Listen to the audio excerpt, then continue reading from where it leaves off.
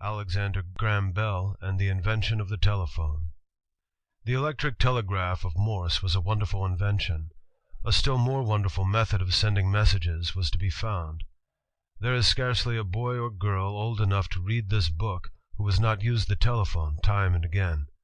So useful is the telephone that it would now be very difficult for the world to get along without it. Yet it was not invented until 1876. The inventor was Alexander Graham Bell. Birthplace and education. Alexander Graham Bell was born at Edinburgh, Scotland, in 1847. He was educated at the Royal High School of Edinburgh, and also attended the University of Edinburgh and the University of London. From boyhood he was taught at home by his father about sound and oral speech, and he also received training in music. When he was more than 60 years old, he wrote the following account of his early experiences. Note: Dr. Bell was not only kind enough to permit the story of his life and of his invention to be told here in his own words, but he has read and revised the description.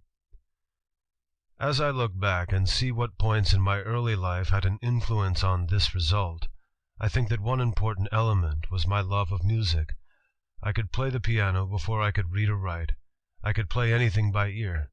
In fact, as a little chap, I was considered quite a musical prodigy by a distinguished Italian teacher, who, when I was about 9 or 10 years of age, took me under his charge to make a musician of me, but he did not succeed. Anyway, I had this love of music. I could play all sorts of musical instruments in a sort of a way. I also knew how the different musical instruments were made. I was just as familiar with beating reeds and free reeds, and the way in which the sounds were produced, as a person could be who had really studied the subject. A second element was of even greater importance. I came of a family that had made a study of oral speech for 2 generations before me. My grandfather, Alexander Bell, a distinguished teacher of elocution in London, was the first. Both of his sons, my father, Alexander Melville Bell, and my uncle, David Charles Bell, took up the same work. They also devoted their attention to the correction of defects of speech. People who lisped, or stammered, or did anything of that sort, came to my father to be taught, for example, how to place the organs of speech in forming sounds. In my early boyish days I had the destructive faculty very fully developed. My toys never remained whole in my hands. I would always pull them to pieces to see how they were made, and one of my earliest studies in that respect was plants. I had a delight in pulling plants to pieces to see how they were made. When I was quite a little fellow, I actually took up the study of botany, and I had my collection of plants. My father encouraged me in it. He always encouraged me in making collections of all sorts, and that is a most important thing in the case of a boy. He taught me to observe, compare, and classify. I passed through the stamp collecting age, the egg age, and the coin age, but the things I took most interest in were the flowers. There was another thing which now, as I look back upon it, was of the greatest consequence in its bearing upon the telephone. My father encouraged his boys to study everything relating to the mechanism of speech. We were very much interested in reading of the construction of an automaton speaking machine. My father proposed to his boys that they should try to make a speaking machine. The work was parceled out between my brother Melville and myself. He was to make the lungs and the throat and the vocal cords, and I was to undertake the mouth. I made a mouth modeled from a skull. My brother had finished his larynx about the same time that I had made the mouth, and it was a great day when we put the two together. We did not wait for the wind chest that was to represent the lungs, but we stuck the thing together. My brother blew through the tube that was to lead from the wind chest, and I took the lips of my machine and moved them. Out came a sound like a Punch and Judy show, and we were delighted when we moved the lips up and down to hear "Mama, Mama" distinctly. My father used the machine to impress upon us the mechanism of speech, but we cared more for the effects produced. I remember very well one time when my brother and I took this machine out to the common stairway at Edinburgh. My brother blew, and there came a sound like a regular squalling baby, "Mama, Mama," in a most distressing tone of voice. Then we were perfectly delighted to hear a door open upstairs and some person come out. When we made it cry for all it was worth, we heard someone say, "My goodness, what is the matter with the baby?" That was just what we wanted. We crept into our own house softly and shut the door and left our neighbors to look for the baby. There came another period in which I took up what might be termed scientific research. Now a controversy arose between my father and myself. He had shown that when you whisper vowel sounds you hear musical effects, and when you whisper the vowels in the order in which he had them in his system of visible speech, he would hear an ascending scale of musical tones, whereas I as distinctly heard a descending scale. To my ear E gave the highest sound, and A the lowest. To my father's ear E gave the lowest sound, and A gave the highest. We really had a heated argument over it until I made the discovery that there were two series of musical tones, one going down and the other going up. My father was convinced that we were both right. He advised me, I was only 16 then, to communicate my discovery to a most distinguished man on the subject of phonetics and sound in Great Britain, Alexander Ellis. I wrote to him and sent him my analysis of sounds. I received a note from Mr. Ellis telling me that I had made a great discovery, but that someone had made it before me. The man who did it was a man by the name of Helmholtz, a great German physicist. I went to see Mr. Ellis, and he showed me Helmholtz's book. It was in German, and I could not read German, but Mr. Ellis tried to tell me about Helmholtz. He said that Helmholtz had not only analyzed vowel sounds, but had reproduced them by tuning forks, set in vibration by an electric current, and I knew nothing of electricity. How I wished I knew how those tuning forks were set in vibration. In my ignorance of electricity I had a curious delusion, and that again had something to do with the telephone. I had the idea in my ignorance of what Helmholtz had really done, that he had transmitted vowel sounds by electricity, that he had reproduced at the other end of a telegraph line, with those tuning forks, the various vowel sounds. That was my idea. It was all wrong. He had never had any such idea. He never did any such thing. But that was my idea, and it occurred to me. If Helmholtz could transmit and reproduce vowel sounds, you could reproduce consonant sounds as well. You could reproduce speech. About this time my two brothers died of consumption. As I had overtaxed my health by overwork, I was teaching by day and studying by night. My father insisted on my stopping all work and going with him to Canada. He bought a farm near Brantford, Ontario, and for some months I lived out of doors. Teacher of the deaf and dumb. My father had suggested a use of his system of pictorial symbols representing the position of the vocal organ in forming sounds, which caught my fancy. He said, "Here are symbols which have again and again enabled people to pronounce the sounds of a language they have never heard. Why then might it not be possible through this means to teach the deaf and dumb, who have never heard English, to use their mouths?" I became infatuated with this idea and formed a plan for teaching the deaf and dumb. It was not long before Bell had an opportunity to put his idea into practice. The Board of Education of Boston employed him to teach in the public school for the deaf, and he began his work in April, 1871. The teachers in the school for the deaf had been trying to teach the children to speak, and had met with good success. But the teachers made a claim that seemed to me to be ridiculous. They claimed not only that deaf children could be taught to speak, but that after they had been taught to speak, they could come to understand speech by looking at the mouth of the speaker. I did not dare to say so, but I did not believe it, and out of my skepticism about lip-reading grew the telephone. Bell worked to develop a series of sound pictures so that deaf children might learn to speak by sight.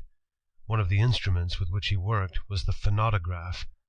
The phonautograph used by Bell was a large cone, closed at the small end by a membrane of gold-beater's skin.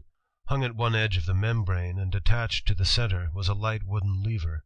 The other end of the lever extended forward beyond the membrane, and on the end of it was fastened a pig's bristle. Speak into the phonautograph, and the membrane and the lever will vibrate or move back and forth.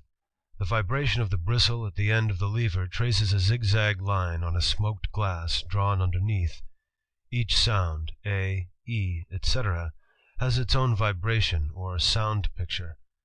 Bell's idea was to photograph these sound pictures, then give the deaf child the sound picture of, for example, A, and put him to work to produce on the phonautograph a sound that would make a similar zigzag line. In this way the child would learn to sound the different letters. It struck me," says Bell, "that in the phonautograph there was a remarkable resemblance to the human ear. I went to a distinguished aurist of Boston and told him I wanted to make a phonautograph, modeling it after the ear. He replied, 'Why don't you use a human ear itself, taken from a dead man, as a phonautograph?' That was quite a new idea, and I said, 'I shall be very glad to do that, but where can I get a dead man's ear?' 'Oh,' he said, 'I will get it for you,' and he did. This was in 1874. When my summer vacation began, I ran up to Brantford, Ontario, to spend the time with my parents. I took the human ear with me in order to get tracings. I moistened the membrane with glycerin and water, attached a piece of hay to one of the little bones, and rigged up an apparatus for dragging a piece of smoked glass underneath.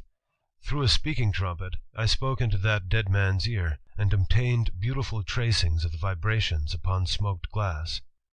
Birth of the telephone. From his study of Helmholtz, Bell thought he saw how to use tuning forks, vibrated by an electric current, to send at one time many telegraph messages over one wire. Bell called his invention the multiple or harmonic telegraph. But up to the time he left Brantford for Boston in April 1871, the multiple telegraph was merely an idea. After reaching Boston, Bell was busy instructing teachers how to teach deaf children to talk, and in teaching little deaf children himself. There were many deaf children whose parents were willing to pay almost any sum to have them taught to speak, and Bell was so successful in doing this that he opened a private school of his own in October 1872. To this school there came deaf mutes, teachers of the deaf and dumb, and persons with defective speech. Bell also took complete charge of the education of a deaf child, George Sanders, and often gave public talks to interest people in the education of the deaf. In the fall of the next year, Bell went to Salem, Massachusetts, to make his home with the grandmother of his little pupil, George Sanders. In the attic of his new home he fixed up a workroom. This was supplied with tuning forks, reeds, magnets, electric batteries, wire, and the like. His days were spent in Boston at his school, but many an evening found him in his attic workshop, busy with his multiple telegraph.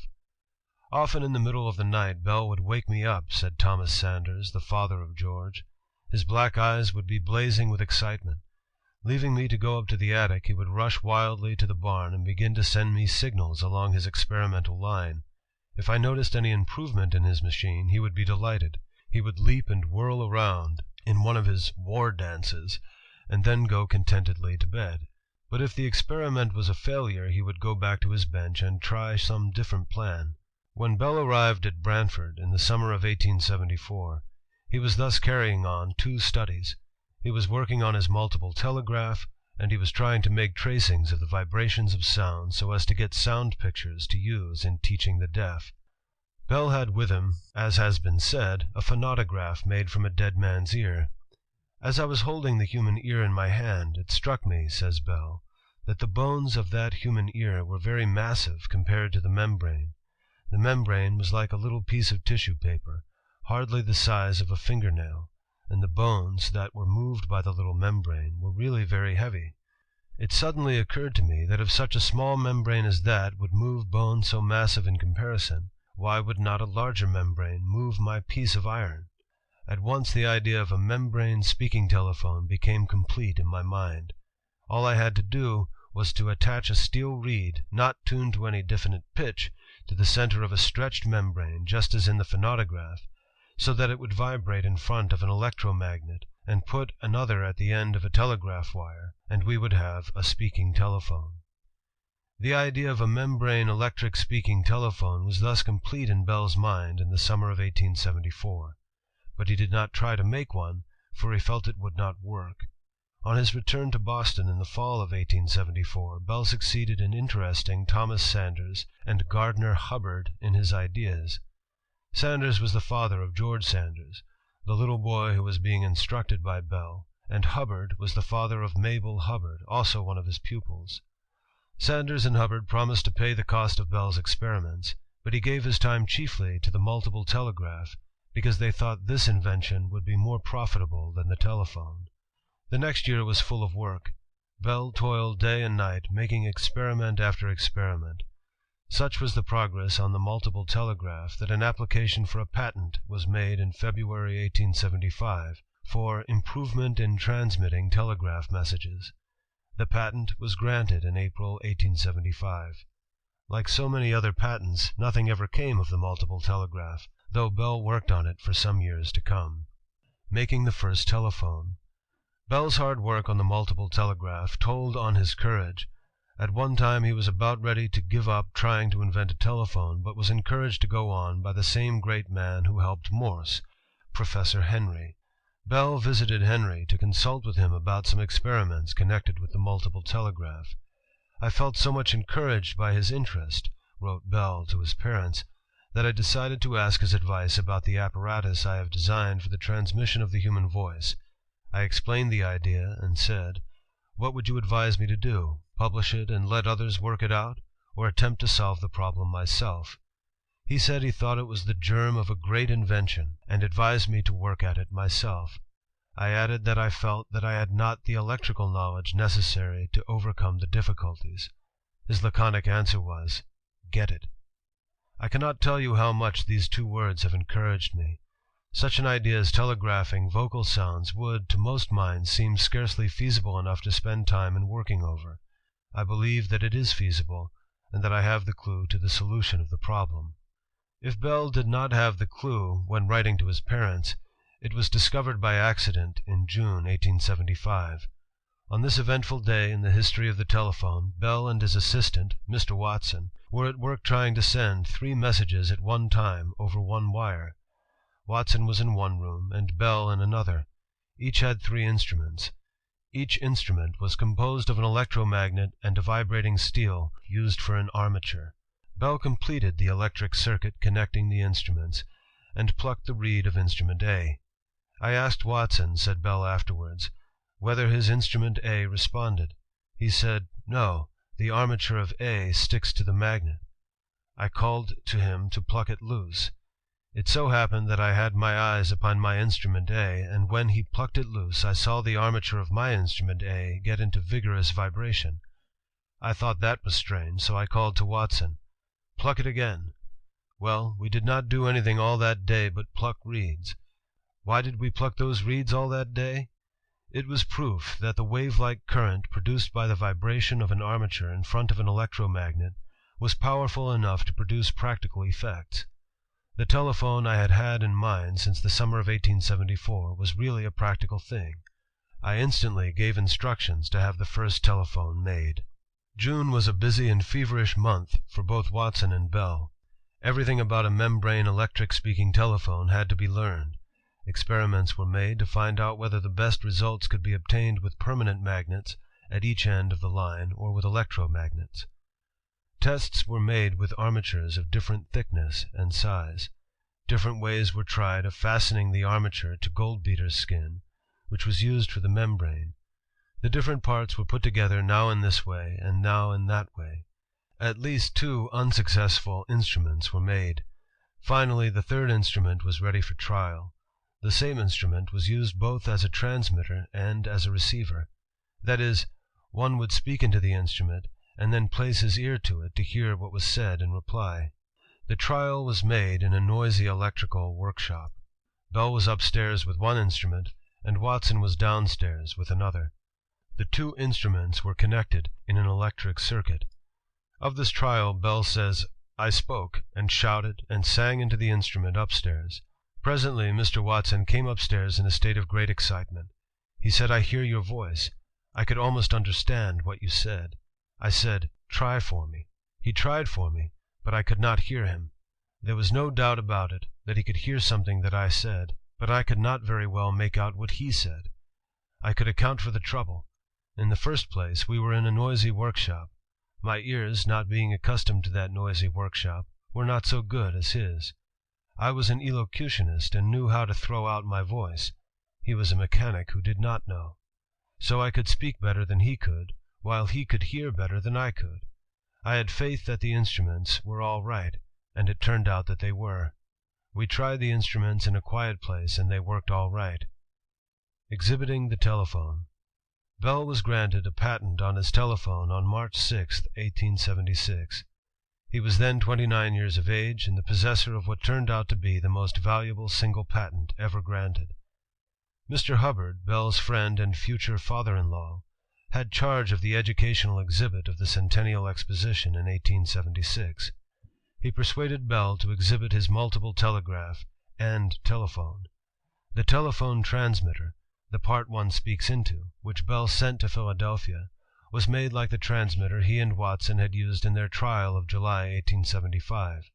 But the form had been changed so that one could speak into the tube with greater ease, and could more easily throw the voice directly against the membrane. They had also learned by experience that one could understand better what was said if a different instrument was used as a receiver, the part that is held to the ear. So Bell made what came to be known as the iron box receiver. One of these was also sent to Philadelphia. In the iron box receiver, instead of employing goldbeater's skin for the membrane, as was done in the transmitter, a thin circular piece of iron was used. With the iron box receiver, it was easy to hear what was said at some little distance from the instrument. Bell's telephone instruments were at the Centennial a month, but no one paid much attention to them. Then of a sudden the telephone became the most talked-of article at the great exhibition.